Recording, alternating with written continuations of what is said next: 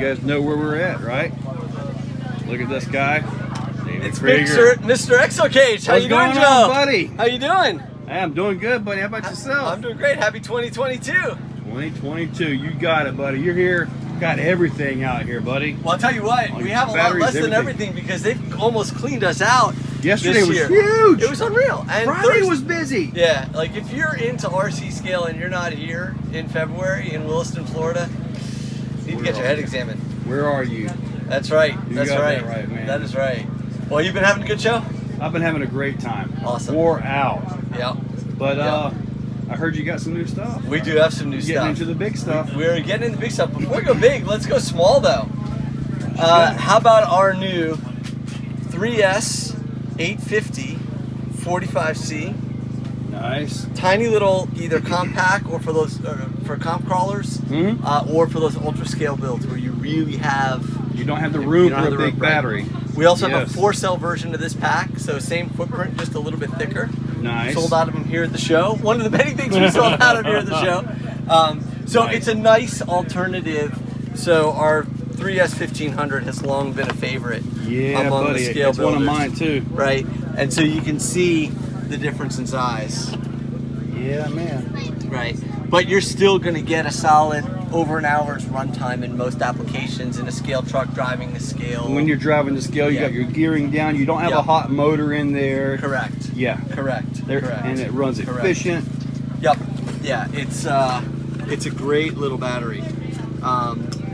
So those are new, and then one of the things we actually had this last year, but this year it's become our most popular pack at this show. Is this the 2003S? And what people really like about it, this is a nice small pack, a 3003S 45C. We've had this on the market for years, but look at the difference in thickness. Shorter or thinner? It's thinner, lighter? right? It's much thinner. So if you're looking to tuck it under a seat or tuck it in a spot where you don't have a lot of room, and again, in most scale trucks, you're going to get well north of 2 hours of runtime on this little pack. So that's been a big seller. These are tried and true. They've been out for years. They're always popular. Our 3700 3S Shorty Pack 45C, originally intended for the Capra, but people are loving it on the scale trucks. And now you get some of these trucks like the Elements, like the SCX10ii's that are coming with the battery tray specifically sized for Shorty packs. This is a perfect. We also have a 2S 5000. It's basically the same size, but the 3S 3700 is really, that's where my favorites are the 3S. I love them too. I love them too. Volt up, gear down, as our friend Mr. Holmes likes to say. Yes, sir. 3S 5200 is our best-selling pack overall. Goes in all the bashers. If you want to put it in a crawler and run for longer than your spouse will let you run for, you can pop one of these in a crawler. But super popular pack as well. You know these guys. Absolutely. I know you know these guys every day in my DeWalt drill. Yes. No, I know. They're great. Every day. But yeah, you did mention we've been up to big things, and you want us to talk about some big things because we're doing big now. So this is the X-Maxx, and this is what we do to stock X-Maxx tires when we send it. You got that right. Yeah. So go big or go home. So this is our big bore motor mount for the X-Maxx with risers, which allows you to run super tall gearing. You can run 1-to-1. You can run overdrive gearing. With the Castle 2028 is what we have here, the 1100 kV version. This thing is just an absolute monster. It fits in there really good, dude. It fits in great. So what's different about our motor mount is we have a hard support underneath, so it's not floating up in the air, and we have a clamp. We actually made it a product update, so we switched from a zip tie to a steel hose clamp. And so what that does is that prevents the motor from flexing. So when you've got these big bore motor mounts where the motor's floating up in the air, the motor has a tendency to flex when you're jumping, landing. Like when you landed perfectly on your lid earlier today from about 30 feet up. Right. That was with this one, wasn't it? That was with this one. No problem with the gears. Nice. So, yeah. So that's the whole point here. And the mount is completely.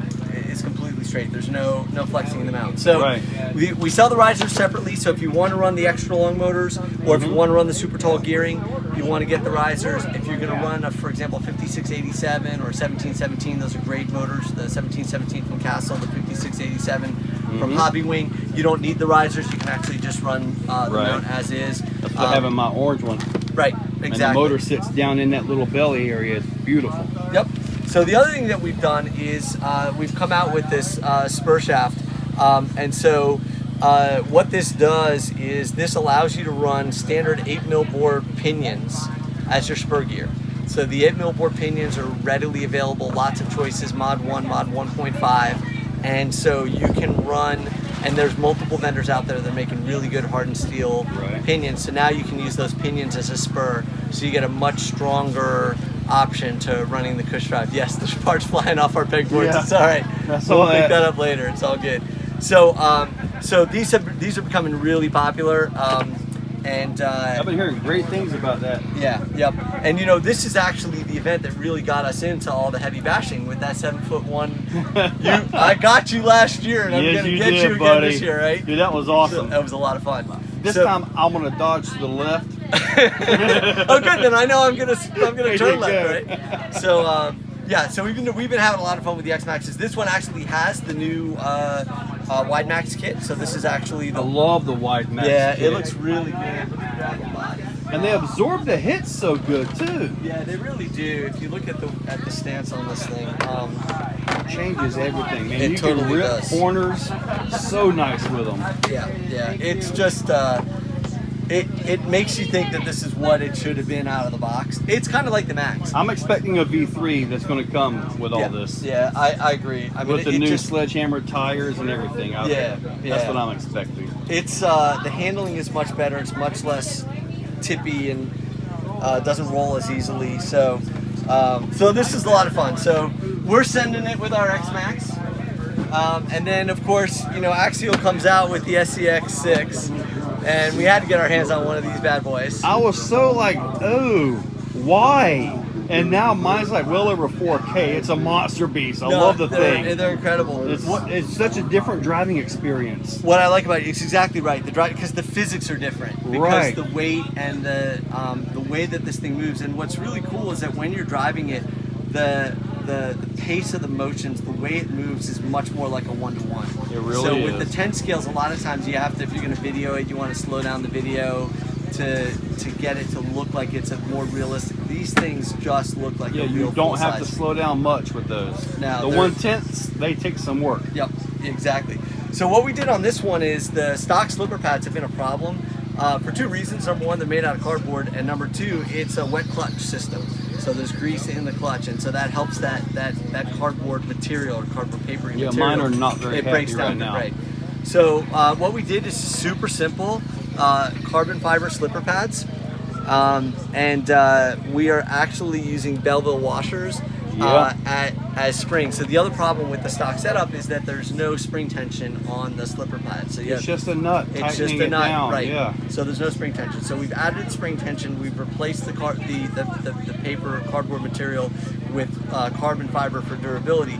And the reason that we wanted to keep the slipper is because the physics of this truck, a 25-pound truck, are totally different than the physics of a 10 scale. Exactly. So when you've got everything fully locked axles, fully locked transmission, now you're going to transmit a lot more stress through your drivetrain everywhere. And so what we wanted to do is allow the slipper to do what the slipper is supposed to do, which is slip under the heaviest loads, but without wearing as soon as you start to slip it. So that's what these do. So my stock pads are not happy at all. Exactly. I've been in there like 3 times, especially when you start 8S in it, second gear, getting stupid. Yeah, exactly.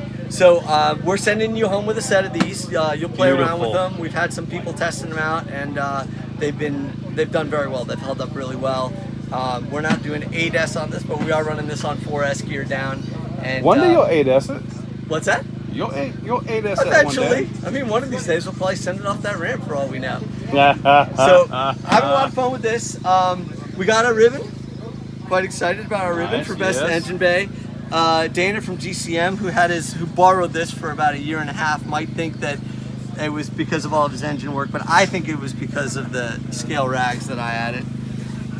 We can let the viewers decide what they legit. think. They are proper. They're in the right I have places. done that. Yep. I have done that. On your full size. Yes. Yeah, I know. I have done that. I get it. I get it. I get it. Like a Walmart bag with some duct tape and some rags. We've had some inquiries. It is for sale, but because we now have a ribbon, the price has gone up. So just if Looks like it's went up a few times. it's gone up a few times. So no low balls. We know what we got. We've also been having a lot of fun, as you know, with the Element IFS. And you know, when the IFS first came out on the Trail Runner, the first thing we wanted to do was fix the bump steer, which we did with our steering rack. I got one of those in there. Yep, and then that was so popular, people said, well, can you do bell cranks out of aluminum? We thought, well, of course we can do bell cranks out of aluminum. So we came out with our bell cranks. And then the next thing that we wanted to do was we wanted to actually come out with a top plate, a servo mounting plate. So what we did, if you notice, it's a little bit hard to see because I got a mess of wires here. Oh, here we go, move that out of the way. Is that there's quite a bit of play between the servo and flex in the top plate. And also, these screw in from underneath and you've got to take stuff out. It's a pain, right? Yeah, so I've done that, yeah. What we did was we came out with a CNC machined aluminum top plate. There's no plate, you cannot move that. It will absolutely not budge. And then we also added in, so not only do we have the holes for a standard size servo winch, we also have the holes for the Reefs micro servo winch. That little kit, that thing that bolts right down. It'll bolt right in there. That's awesome. So we've now got a full setup. It reduces a lot of the slop if you're going to upgrade your steering servo now, between getting rid of the flex on the mount and also being able to mount the servo from above. So if you need to service and swap it out, you can just pop it out from above. That's big. And then with our aluminum bell cranks and our steering rack fixing the geometry, we've got these bump stops now that fix any problems. There's no possibility now that there's going to be an oversteer situation, so there's mechanical bump stops there. So now you got a much tighter, much stronger, and a geometrically correct IFS setup. We love these elements. They're a lot of fun. I got the Ecto. Holy cow, dude. Yeah. Thing is just amazing. It's a beast, right? It's a beast. It is. And this is basically the Ecto with a cage. And I did the IFS on this one because this is the gatekeeper, but you got the same trailing arm, and it's just so much fun. So the other thing that we've done is we've come out with a spur adapter for the Element. This allows you to run most standard size spurs, so you can run standard axial spurs, you can run Kimbrough spurs, and so it gives you lots more options, including going to 32 pitch. And I prefer to go 32 pitch because I find that those just hold up better than the 48 pitch spur gear. So that's some of our new stuff that we've got for the Night Runner platform. Of course, we still have all of our great stuff for the TRX4, for the 10.3, the 10.2, the TF2, but like you said, we're having fun with the big stuff. Big stuff is a blast, man. Yep. So yeah. So any questions? Yeah, I know where you're going. Just phenomenal. Yeah. How big are your batteries on this? So we're running on this one. These are the 4S8000s. Those fit beautifully in there. Yeah, they're great. I'll show you another pack that I really like. These are new. Give me one sec.